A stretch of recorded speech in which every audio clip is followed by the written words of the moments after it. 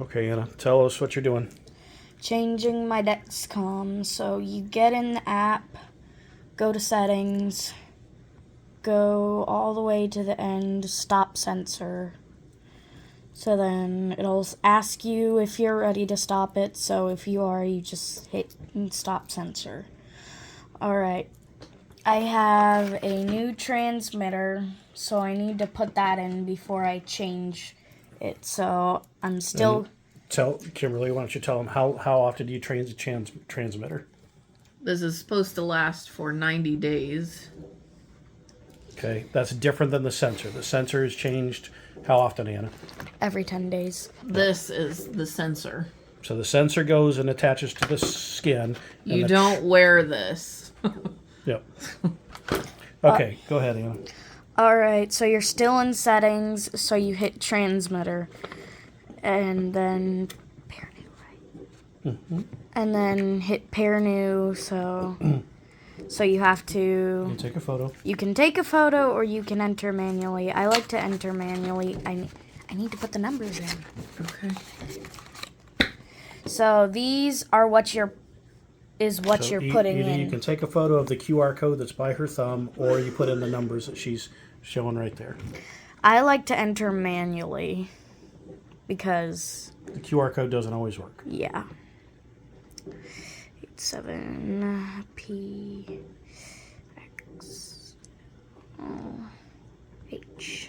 So then I'm going to double check to make sure that I got everything right, because I don't want to mess this all up and have to change it again.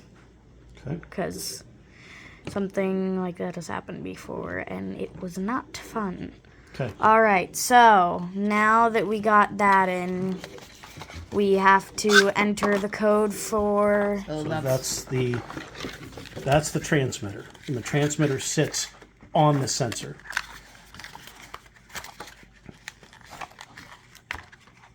Takes a little muscle to get out. So, okay. Go ahead, Anna. So now I have to put the code in for the sensor. It's right there. So again, enter code, or I don't know why it says no code, but for some reason there might be no code. So hit enter code. You can take a photo or enter manually again. So 5937. So I'm going to save, confirm. All right. So now we're putting it on. It will actually, if you have this particular one, you can actually watch a video and it will walk you through the steps. But Anna's going to show you how she does it. So to take it off, we have Goo Gone, and we just put it around the Dexcom. But it's a Goo Gone for use on the skin. And I highly recommend it. It is so much easier. You can get easier. it on Amazon. Okay, so Kimberly or Anna. Instead of having to go through a lot of pain because of how bad it sticks. So the only caution here is making sure you're not getting it. It will stay. Take the finish off of your table. Yeah. But instead of it hurting really bad when you rip it off, it doesn't hurt that bad. So it'll break down the adhesive. So she put hers on her belly. Oh my gosh! But mine is Anna's is coming off right now. Just the sticker part is coming off. So you just wipe. This isn't a good example because this isn't what it normally looks like. Yeah, the sticker is in bad shape. Yeah. My whole Dexcom is in bad shape. Okay, so this is what we're talking about. So you can see where it's attached there. And that's the sticky residue from it coming off. All right, countdown, please. Okay, 1, 2, 3. Oh dear. That's... Okay, this doesn't normally happen. This is not a good example. That's because the sticker was horrible. Not sticking well, first of all. This is normally what the sensor looks like with the transmitter without the sticker. This is still sticking. This is normally what you would see. And I'll do this again. 1, 2, 3. Okay. So see the little hole, and here's what it looks like. You gotta watch out for the needle though, because you don't want that little thing right there. It's a flexible needle that goes underneath the skin. And then if you were reusing this this actually folds over, and then you can just remove the transmitter. Pops out. So that gray thing is 90 days, so we're replacing it this time. But that is the thing that is put on new every 10 days. And you would need to put this I Save coffee creamer jars, and you put that in and label it sharps, and then tape it up when it's full, and you can actually put it in your trash. Yep. So keep that separate. Sometimes when you take off your Dexcom, it like itches really bad, like it does right now. I have the urge to itch it so badly. And she has Flonase that she puts on. Yeah, so there's an antihistamine that you put on to help with skin irritation. So where do you want to put it next? Your arm? Well, yeah, I already used that side. Yeah, how about my own? Okay, so we're going to do it on the arm for this one. Yep. I don't know what I'm showing. Vanna White. Burning. Okay, so you need to wash off the skin, so an alcohol wipe or something like that, just like you would be getting a shot or something else. Strong. And I get this kind, BD. I'm not sure what else it is. Because these are made in the United States, and the others I noticed are made in China. So, China's enough said right there. Anyway. Oh gosh. Okay, so wait. Okay, so we've got this packet. We're going to open this up. Well, she knows that she's got. Okay, so it already comes basically in an assembly. Okay, so go ahead, Kimberly. Oh gosh. So we're going to take that off. She's already put in that code. And now that part's adhesive. So that goes against Anna's skin. So this is what the old one was, and this is what's going to go on. Please put it on. Okay, so. So right about there. Yeah. Okay. There. So wait a second. There's no going back. And then the orange part, that part that's by Kimberly's finger, that's going to, she's going to move that, and that actually gets broken off. Okay? So you would take off the orange tab, and that would be wiggled off, and now the adhesive part is on there, and this is like a trigger, like a nail gun. So this is the part I said the noise is probably worse than, and she likes to squeeze wherever it's going. Of course, her belly is different, but okay, you ready? 1, 2,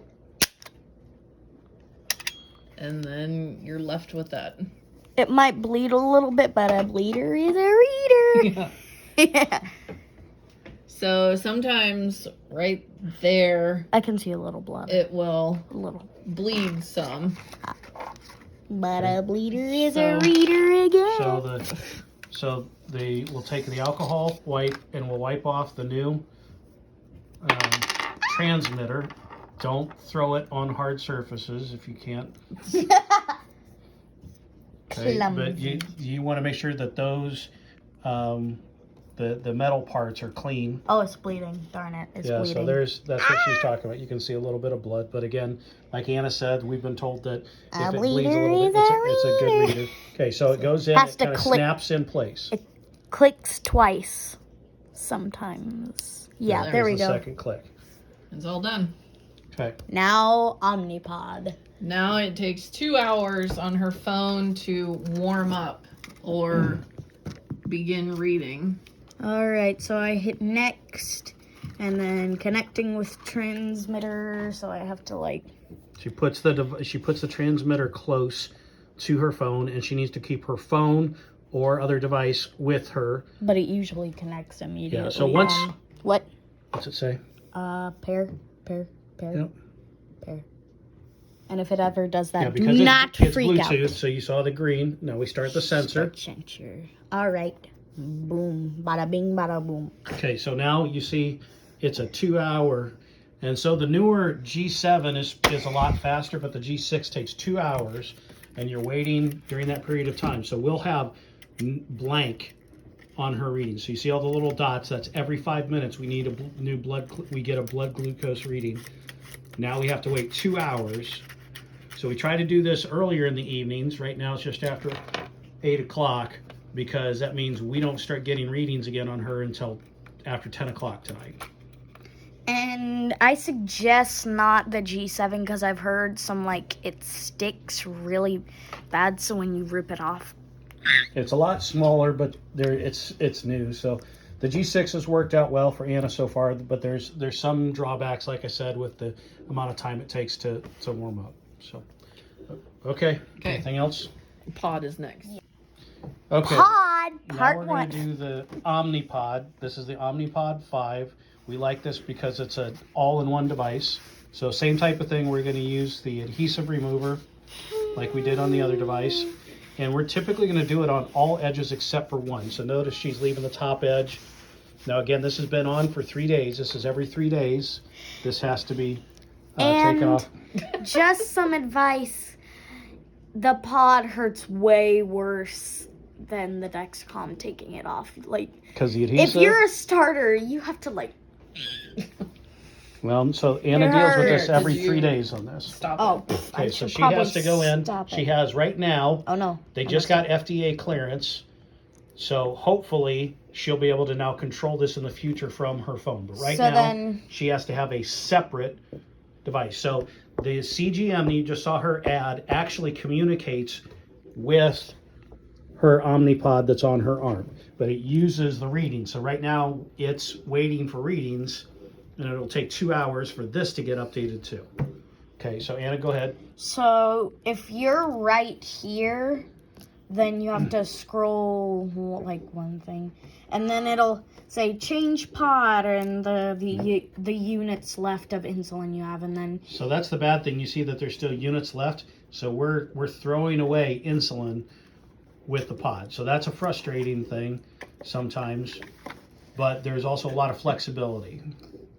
So then you hit view pod details, and then you see change. Yep, go ahead. Change pod. So you're gonna tap that, deactivate pod, and then put it against your pod. And when you hear click, 2 clicks, I think, then it undeactivated. Yeah, there we go. Okay. So now. So now we're gonna take this off, right? Oh gosh. Okay, so we've let that adhesive remover sit a little bit. Ow! Ow! Yep. So. Okay, ready? 1, 2. Oh, sorry. 1, 2, 3. So you can see, but this is every 3 days we have to do this with Anna, and as you can tell, it hurts. But this is once every 3 days versus up to Every meal. every meal or in between. So she potentially could have had 10 shots every day times 3 days between all the meals plus other stuff. So this is a significant. It's one big pain versus a lot of little pains over the period of time. Okay, so. Oh my gosh, Okay, so that hurt. this is the packet for the Omnipod. So it's an all-in-one device. Can I put the insulin in? So this is the pod. This is how it comes. And then there's a needle in there. And Anna has been able to now do the insulin. So we need to have a vial of insulin. So Kimberly will clean off the top every time of the vial. We have these fancy little cases, but you necessarily. Because it's a glass vial, because we don't want. You don't necessarily have to Is there have enough it, in there? but yeah, there's enough. Is there? Okay. That's the other thing. You need to make sure that before you're doing this, you got enough to fill up the Omnipod. Yeah. So Anna typically does 150 to 200 units. For pediatric patients, they still say it's good for kids to actually have some sugar because it helps with growth. Once she was outside of puberty, it would cut back on the amount of sugar they would want her eating. So there's the needle. That's the needle that's in her arm. That is. And it's flexible too. But I suggest not poking your No, finger don't. on Okay. it. Yeah, it's biohazard. Okay, Anna. And this I put in the container with the other stuff. And This you has can to put go that out. away. Make sure that this is not close to the other one when you activate it, because that could cause interference. So it needs to go to another room. It will scream like a goat. Okay, Anna, you doing it? Yeah. Here, let me. Okay, so Anna's getting her insulin out of the vial. Oh no. Just take your time, honey. Oh my gosh. The syringes are kind of tough. Well, it's a. My hands are sweaty. It's a basic syringe. My hands are sweaty. Do you need help? I don't want you stabbing yourself. Yeah, please either. help. Okay. Kimberly's gonna do it. Okay, I can. Oh no, there are bubbles. Yeah. No bubbles. So a little bit at a time, and trying to keep the bubbles out is really ideal. Bubbles are the worst. Trust me. Well, the system's made so it's not going to push bubbles in, obviously, intravenously. So it's. Well, I think one time there was bubbles in it, and it primed it, and the bubbles got in. So then there was like a space that didn't get insulin. So when I dosed, it didn't really give any insulin or So something. there's. Then She's about 150. I don't know. Should I do 150? It'll be fine. All right, I'll try. But if I Okay, run so she out of actually takes insulin- that and actually puts it into a little port on the bottom side, on the underside of there.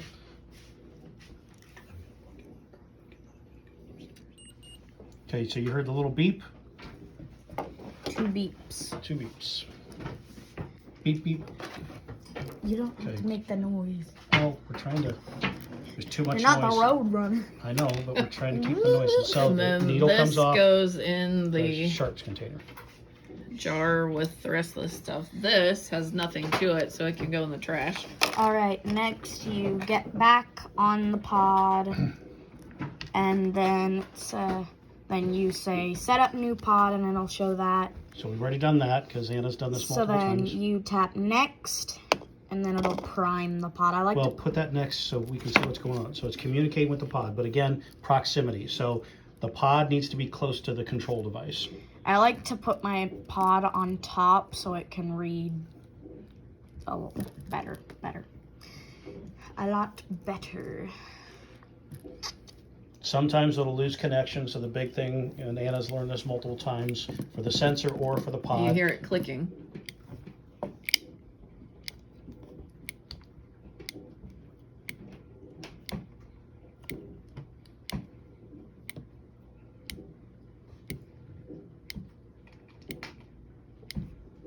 sounds like the croc coming after Peter Pan, or Captain Hook from Peter Pan. Oh yeah. So that is priming. It is priming the pod to have the insulin in there ready for use.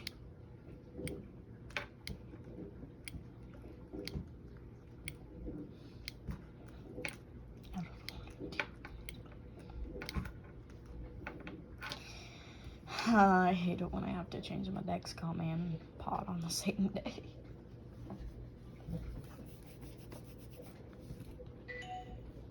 Okay. Alrighty then. I'm gonna put it on my leg. Okay, so Anna's gonna, she No, moves it not around. this leg. She moves it around because you don't want to have it on the same side because it will not work over time. So she's gonna put it on her leg. I don't know why I did that. Ow, that's cold. No, not right there. I don't want it.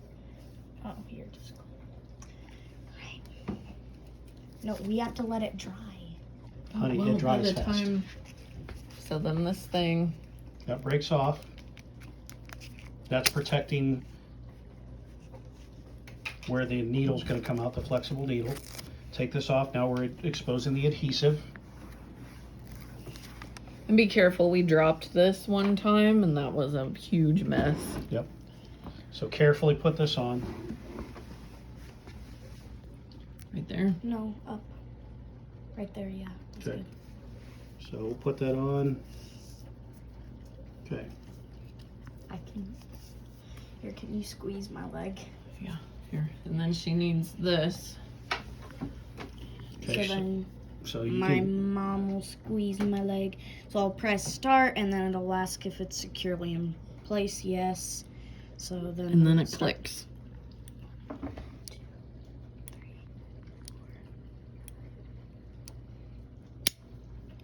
And that hard click means it's gone. So you can And see you there's look a little, for it to be little pink right there. right there and you're good to go.